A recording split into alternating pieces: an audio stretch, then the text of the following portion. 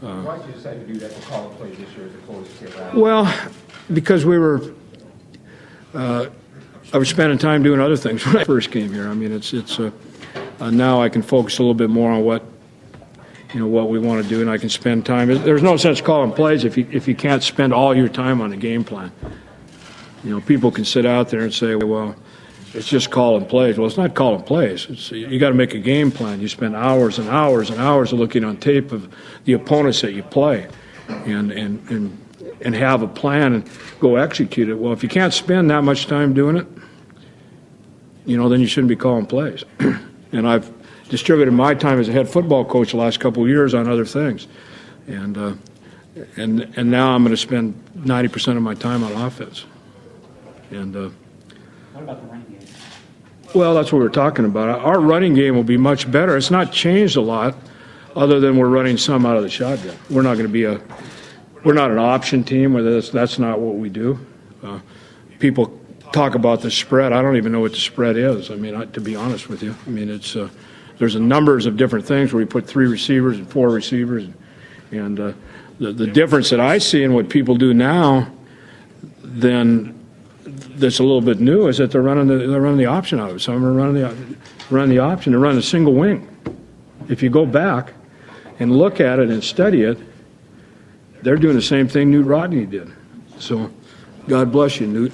But really, I mean, things change as time goes on. So, and the different kinds. Texas Tech's different than West Virginia's. Oklahoma is different. Texas is different than. So, my idea of spreading people out is getting it 3 wides and spreading receivers out. Then what you do is kind of up to what you want to do and what your personnel is. How an offensive line mature and come together and just their depth there? Well, yeah, for the first time, we can sit in our room in there and we're 2 deep and 3 deep in some areas. We were barely 1 deep at times, and so we've got some experience coming back. They've taken a lot of criticism, which I don't think they deserve all the criticism that they get, because there are a lot of other things involved. I got the best offensive line coach in the country. He's proven it over and over and over again. And so it's an exciting time for us because we have depth. We got guys back from injuries that we had. And we're seeing guys like Husted and Schlenk and guys like that out there right now that have been hurt. And so, it's fun to watch them get better. They got a chip on their shoulder, too, because they can read. They understand what's going on. So, and I think that's great. You've got a lot of running backs. I know you've been high on Cameron Marshall. Did he have a chance to get some playing time given the numbers you got back there? I don't know. I've got to wait and see. I don't know. Physically, he's got a lot of talent, what he can pick up. Jamal Miles is very talented also. What they bring is they got some breakaway speed that could help us. But we'll see as time goes on. But Dimitri's better. Ryan Bass has lost like 15 pounds.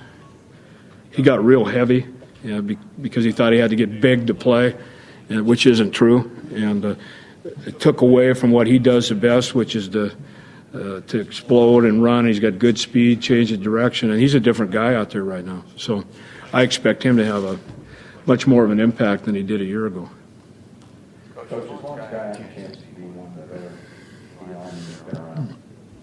Is he Warren Sapp? No, not yet.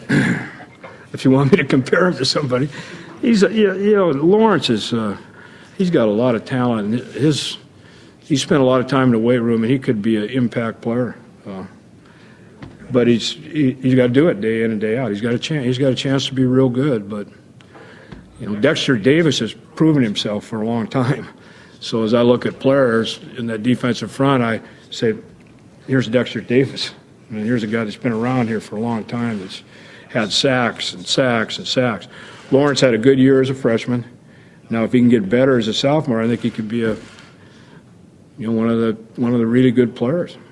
How good is that defense? Well, it has a chance to be good. We don't have a lot of depth in some areas, but for the first time, I can sit back there and look, and we've got actually 4 or 5 corners that we feel like they can play. I've been in that defensive room where we get somebody hurt and we got two.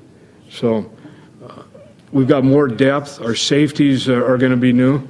You don't lose a Troy Nolan without being hurt a little bit. And our defensive front, there's some talent there. We just can't get a lot of guys hurt. Like most teams in the country, that's an area that and probably the strength of our defense is our linebackers.